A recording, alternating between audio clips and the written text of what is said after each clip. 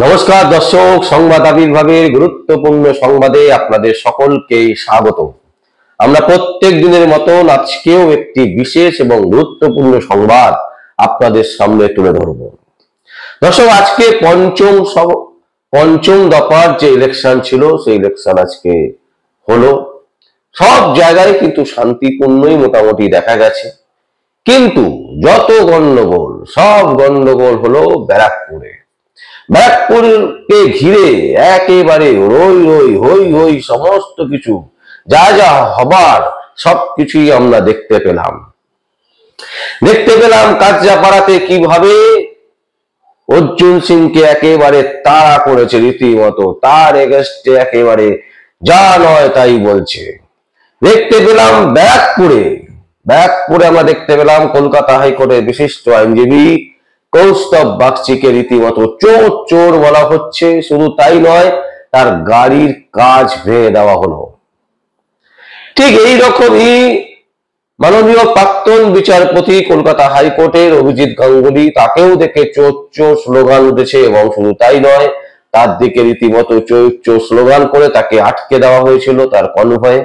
এই সমস্ত যে ঘটনা আমরা দেখছি, এই ঘটনাগুলো কারা ঘটাচ্ছে, বা যে সমস্ত তৃণমূলী কংগ্রেসরা, যারা তৃণমূলকে ভালোবাসেন, যারা তৃণমূল কংগ্রেসকে ভালোবাসেন, যারা তৃণমূল কংগ্রেস করেন, তারা এই কাণ্ডগুলো ঘটাচ্ছেন।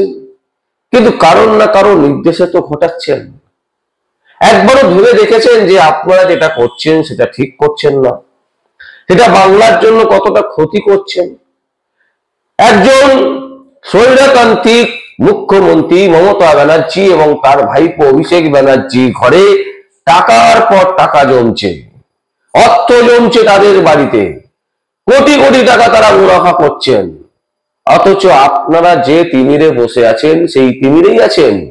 হ্যাঁ, হতে পারে ভোটের আগে এবং ভোটের পরে কিছু টাকা পাবেন, কিছু মদের বোতল পাবেন, কিছু এন্টারটেনমেন্টের প্রোগ্রাম পাবেন, কিন্তু এটাই কি একটা মানুষের জীবনের সবকিছু?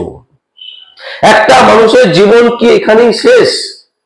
আপনারা যে লোকটাকে চোর বলছেন, প্রমাণ করতে পারবেন যে চোর 1 টাকাও চুরি করেছে কারোর কাছ থেকে? প্রমাণ করতে পারবেন না। অথচ অভিষেক ব্যানার্জি নির্দেশ দিচ্ছেন, মমতা ব্যানার্জি নির্দেশ দিচ্ছেন, তাই তাদের নির্দেশে আপনারা চোর স্লোগান তুলছেন। কিন্তু যে লোকগুলো আপনাদেরকে নির্দেশ দিচ্ছেন, তারা যে কোটি কোটি টাকা চুরি করে রেখেছেন, সেটা কি আপনারা জানেন না? কলকাতা হাইকোর্ট থেকে সুপ্রিম কোর্ট প্রতিটা দিন, প্রতিটা মুহূর্ত এই চোরদেরকে দৌড়তে হচ্ছে। আপনাদেরই নেতা নেত্রী, যাদেরকে আপনারা বিশ্বাস করেন, তাদের জন্য, তারা নিজেদেরকে বাঁচাবার জন্য কোটি কোটি টাকা খরচা করে কলকাতা হাইকোর্ট থেকে সুপ্রিম কোর্টে বড় বড় আইনজীবীদেরকে দাঁড় করাচ্ছেন। যে লক্ষ লক্ষ কোটি কোটি টাকা দুর্নীতি হয়েছে তার ক্ষমা হয় না। তারপরেও আপনাদের মানসিকতা, মানবিকতা কোথায় বিসর্জন দিয়েছেন? একটা সময় সারা ভারতবর্ষ বলতো, বাংলা আজকে যা ভাবে সারা ভারতবর্ষের লোক আগামীকাল ভাবে। কিন্তু এখন দেখা যাচ্ছে সারা ভারতবর্ষের লোক যখন ভাবে, তার 10 বছর পর বাংলা ভাবে। এটা কি হওয়া উচিত? দর্শক, আমরা এই সংবাদটা শুধুমাত্র সংবাদের জন্য করছি না। এই সংবাদটাতে আমরা এইটুকু বোঝাবার চেষ্টা করছি যে বাংলা কোন জায়গায় দাঁড়িয়ে আছে। ভারতবর্ষের বহু জায়গায় আজকে পঞ্চম দফার ভোট হয়েছে। কোথাও দেখান যে রক্ত ঝরেছে, কোথাও দেখান কোনো কাচের গাড়ি ভেঙেছে, কোথাও দেখান কাউকে দাঁড়িয়ে বিক্ষোভ করেছে, কাউকে দাঁড়িয়ে চোর স্লোগান তুলছে। একটা জায়গা দেখান, দেখাতে পারবেন না। শুধুমাত্র পশ্চিমবঙ্গে। কেন?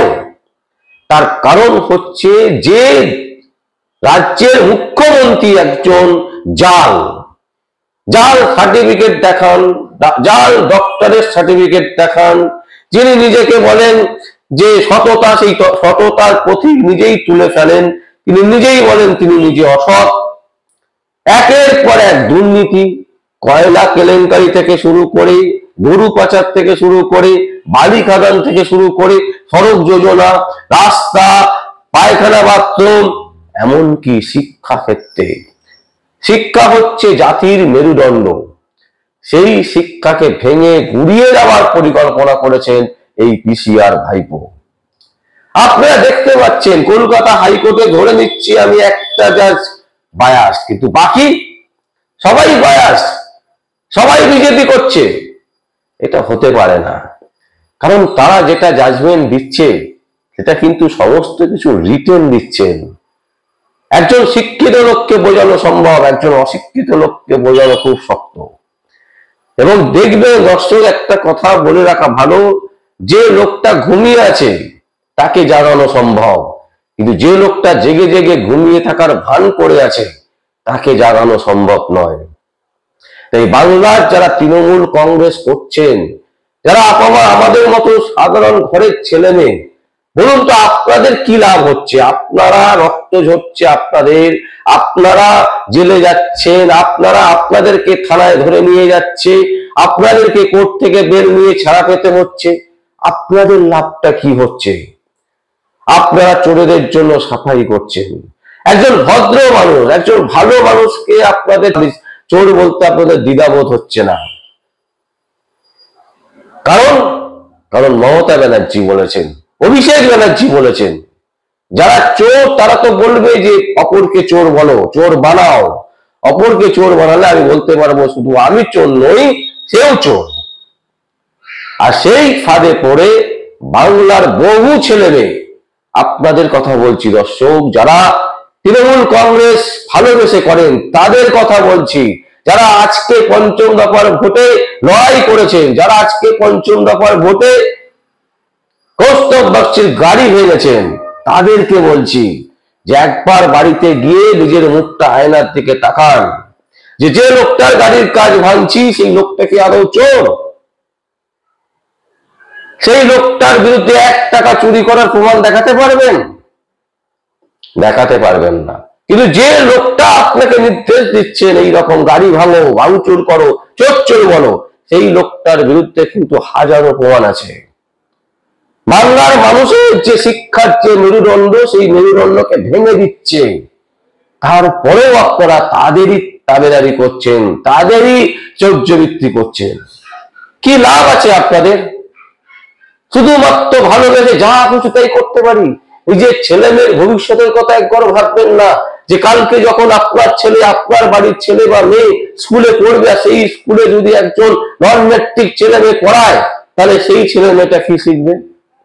যে ছেলে মেয়েটার কোনো শিক্ষাগত যোগ্যতা নেই, যার বাবার টাকার জোরে চাকরিটা পেয়েছে, যার বাবার টাকার জোরে মমতা ব্যানার্জিকে সেটিং করে আপনার স্কুলে চাকরি পেয়েছে, সেই লোকটা আপনার ছেলে মেয়েকে পড়াচ্ছে। ভাবুন তো আপনার ছেলে মেয়ে কি শিক্ষাটা পাবে? একবারও ভাবছেন না নিজের কথা, নিজের ভবিষ্যতের কথা, নিজের ছেলে মেয়েদের কথা। শুধুমাত্র কেউ আমাকে বলছে অর্ডার দিচ্ছে, শুধু 2টো খাবার দিচ্ছে বলে আমি ছাপিয়ে পড়ছি। কয়েকটা মদের বোতল, কয়েকটা হাজার টাকা আর একটু এন্টারটেনমেন্টের জন্য নিজের তো ক্ষতি করছি, বাংলার প্রতিটা মানুষের ক্ষতি করছি। আপামর জনগণ বাংলায় বাস করে 10 কোটির উপরে মানুষ, তাদের যারা ছেলে মেয়েরা যারা স্কুলে যাবে, তারা কি শিখবে? তাদের কথা একবারও ভাবছি না, শুধুমাত্র নিজের কথা ভাবছি। নিজের কয়েকটা হাজার টাকার জন্য এইভাবে নিজেকে বলি দিচ্ছি তাদের কাছে যারা চোর, যারা প্রমাণিত। দর্শক, ভাববার সময় হয়েছে। শুধুমাত্র নেতা নেত্রীদের দোষ দিলে হবে না, তারা তাদের মতন করে চাইবে তাদের পেটোয়া লোক তৈরি করতে, তাদের হয়ে লড়াই করতে। সেই জন্য তারা 10,000, 20,000, 50,000, 1 লাখ, 1 কোটি টাকা খরচা করবে, লোককে বেলাবে টাকা, মদের বোতল বেলাবে যে তুমি মদ খাও কিন্তু শিক্ষা নিও না। সেই জায়গা থেকে রুখে দাঁড়াতে হবে। বাংলার মানুষের চেতনে, বাংলার মানুষের মননে যতক্ষণ না এই চিন্তা ভাবনা আসবে যে ভাই আমি কেন তোমার জন্য লড়াই করব, তুমি একজন চোর, তুমি কোর্টে প্রমাণ করো যে তুমি ঠিকঠাক লোক, তুমি সত্যিকারে তুমি কোনো চুরি করোনি, তারপর আসো, তারপর তোমার কথা শুনবো। এই কথা বলার সাহস কেন আমরা পাবো না? কেন তাদের বিরুদ্ধে বলবো না যে তুমি চুরি করেছো, তোমার জন্য কেন আমি লড়াই করব? আর সেই কারণেই কিন্তু বাংলায় কোথাও না কোথাও যখনই কোনো ভোট হবে, সেই ভোটে সব সময় দাঙ্গা লাগবে, বামাল হবে, গাড়ি ভাঙচুর হবে, রক্ত ঝরবে। কিন্তু দেখুন দর্শক, বাংলার বাইরে যত জায়গায় ভোট হচ্ছে কোথাও কিন্তু এই ধরনের পরিস্থিতি তৈরি হচ্ছে না। তার শুধুমাত্র কতগুলো কারণ। প্রথম কারণ হচ্ছে শিক্ষা, যে শিক্ষাকে ভেঙে চুরমার করে দিতে চলেছে মমতা ব্যানার্জি, করে দিয়েছে রীতিমতো। দ্বিতীয় কথা হচ্ছে কাউকে রেসপেক্ট করা, সম্মান করার কোনো ব্যাপার নেই, সে যেই হোক না কেন। তৃতীয় কথা হচ্ছে দাসত্ব ভিত্তিকরণ। আমি তোমাকে 1000 টাকা, 1500 টাকা, 2000 টাকা মদের বোতল দেবো, তুমি আমার হয়ে কাজ করো। কিন্তু সঠিক কাজ, যে কাজটা করে আমি দিনের পর দিন জীবনযাপন করতে পারবো, আমার ছেলে মেয়েদেরকে বড় করতে পারবো, সেই জিনিস আমি তোমাকে দেব না। চাকরি নেই, চাকরি দিতে পারবো না। কলকারখানা করতে দিতে পারবো না। কলকারখানা যে কোম্পানি এসে করতে আসবে তাকে ভাই তোলাবাজিদের টাকা পয়সা দিতে হবে, কারণ তোলাবাজিদের টাকা পয়সা দিয়েই কিন্তু ভোট হয়। তোলাবাজিরা যদি, যারা তোলাবাজি করে তাদেরকে ঠিক না রাখলে আমরা ভোটে জিততে পারবো না। ভাবুন দর্শক, মাত্র 5% লোক এই কাজটা হয়তো করে, তোলাবাজি। তৃণমূল কংগ্রেসের হয়ে যারা দাপিয়ে বেড়াচ্ছে, বন্দুক গুলি বোম নিয়ে যারা দাপিয়ে বেড়াচ্ছে, তারা হয়তো 5% লোক। আমি যদি 5% লোককে বাদ দিই, বাকি 95% লোক আমরা রুখে দাঁড়াতে পারছি না এই 5% লোকের বিরুদ্ধে। যে ভাই, তোমাদের অনেক হয়েছে, তোমরা অনেক করেছো, আর নয়, এবার তোমরা তফাৎ যাও, আমরা তোমাদের দেখে নেব। এবং যেটা ঘটেছে দেখা যাচ্ছে, সেন্ট্রাল ফোর্স রীতিমতো তারা করছে তৃণমূল কংগ্রেসীদের। সেন্ট্রাল ফোর্সের যে ভাবে তাদেরকে ইনস্ট্রাকশন দেওয়া ছিল, তারা কিন্তু তাদের জায়গা থেকে একেবারে 100% চেষ্টা করেছে কাজ করার। বিভিন্ন জায়গায় তারা ছন্ন ছত্র করে দিয়েছে একেবারে, যাতে কোথাও গ্যাদারিং না হয়, কোথাও যাতে বুথ জ্যাম না হয়, এই জিনিসটা কিন্তু তারা চেষ্টা করেছে। এত কিছুর পরও রক্ত ঝরা কিন্তু বন্ধ হয়নি বাংলায়।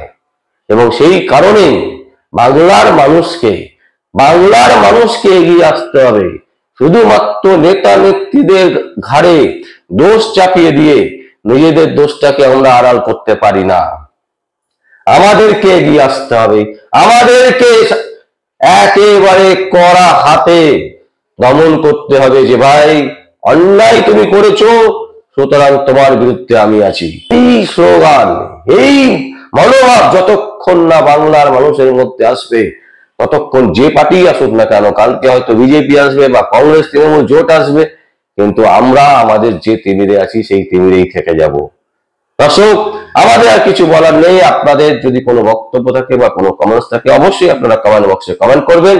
আর দেখতে থাকুন পরবর্তী সংবাদ আবির্ভাবে। আমার নাম বিশ্বজিৎ পাল, সংবাদ আবির্ভাবের জন্য।